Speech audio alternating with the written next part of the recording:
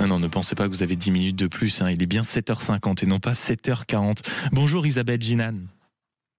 Bonjour. Merci beaucoup d'être avec nous ce matin. Vous êtes la directrice générale de l'Association française des jeux en ligne et on avait envie de vous recevoir ce matin parce que le cabinet, en réalité, un cabinet a estimé dans ses dernières conclusions lors d'une étude que 5,4 millions de Français auraient fréquenté au moins une fois en 2025 des casinos virtuels illicites. C'est une hausse de 35% en seulement 2 ans. D'abord, pourquoi ce rapport maintenant? Et rappelez-nous en quelques mots ce qui rentre dans le terme de casino virtuel illicite. Ah oui, vous avez tout à fait raison. En fait, ce qu'il faut savoir, c'est que c'est un travail qui est régulier à intervalles assez réguliers. Donc, en fait, le dernier rapport daté de 2023 et ce que nous craignons, c'est objectiver dans les chiffres. Donc, on a souhaité conserver effectivement la même méthode, ce qui nous a permis de pouvoir comparer. Et donc, on a vu qu'on est sur une courbe exponentielle en fait du marché illégal puisqu'on a atteint le stade critique des 5,4 millions de joueurs. Donc ça, effectivement, c'est massif, c'est colossal. Ce qu'il faut bien comprendre, c'est qu'en fait, quand on dit 5,4 millions de joueurs sur le marché illégal, ça veut dire qu'il y a plus de joueurs sur le marché illégal en France que sur le marché régulé. Oui, donc ça c'est vraiment un fait inédit. Et ça, c'est totalement frappant.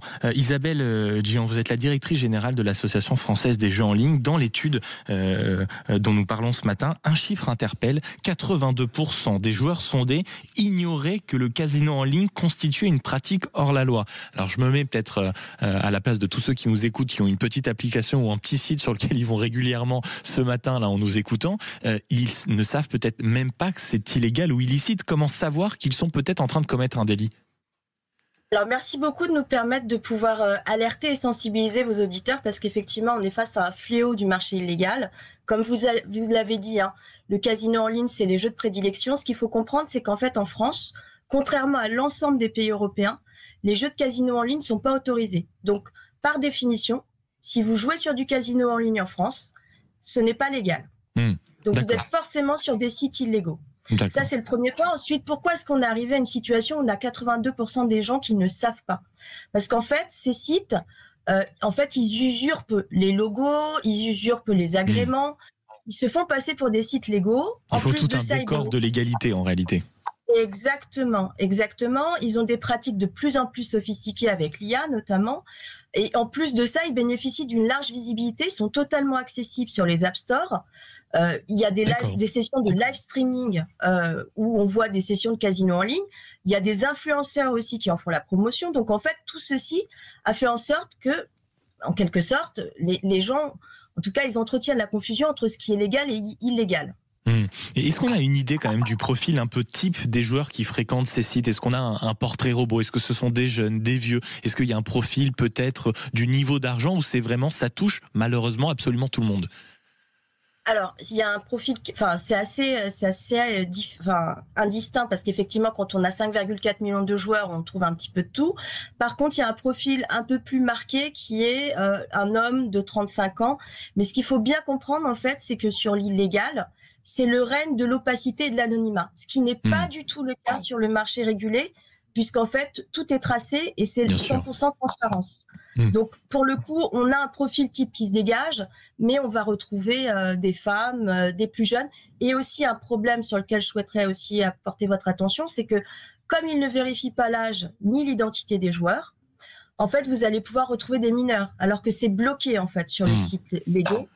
Donc ça, c'est aussi un problème. Vous allez retrouver aussi des interdits de jeu. Donc, il y a vraiment un gros problème avec ces sites illégaux. Et c'était l'une de mes dernières questions, Isabelle Ginan, c'est-à-dire que quels sont les vrais dangers? On peut se dire que ceux même qui jouent sur les plateformes plutôt régulières ont les mêmes dangers que ceux qui jouent sur les plateformes dites illicites. Quel est, on va dire, le facteur de danger supplémentaire si on prend le risque d'aller sur un casino en ligne illicite?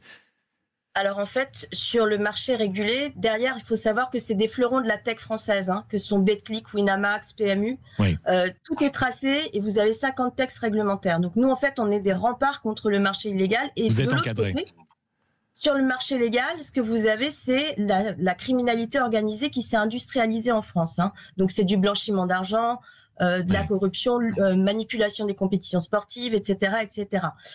En fait, les dangers, ils sont de 3 ordres principalement. Le premier, c'est la santé mentale, la santé publique, parce qu'en fait, vous avez 62% des joueurs sur l'illégal qui sont des joueurs pathologiques et excessifs. Ça veut dire qu'il y a 3 millions de Français qui ont développé une addiction sur le marché illégal. Il n'y a pas de protection, il n'y a pas de suivi, il n'y a rien du tout.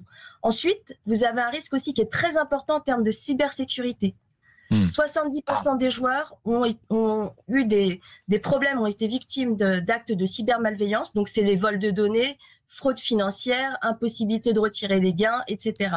Et ensuite, il y a aussi l'État qui subit un préjudice parce qu'en fait, en n'ayant pas régulé ces activités-là, en les laissant aux mains de l'illégal, c'est un manque à gagner d'1,2 milliard d'euros par an pour l'État. Et dans le contexte actuel, c'est absolument pas mieux. Oui, ça c'est sûr. Merci beaucoup Isabelle Giand d'avoir été avec nous, directrice générale de l'Association française des jeux en ligne, pour justement nous alerter sur ce fléau. Et merci d'avoir été aussi pédagogique ce matin sur Sud Radio. Il est 7h56.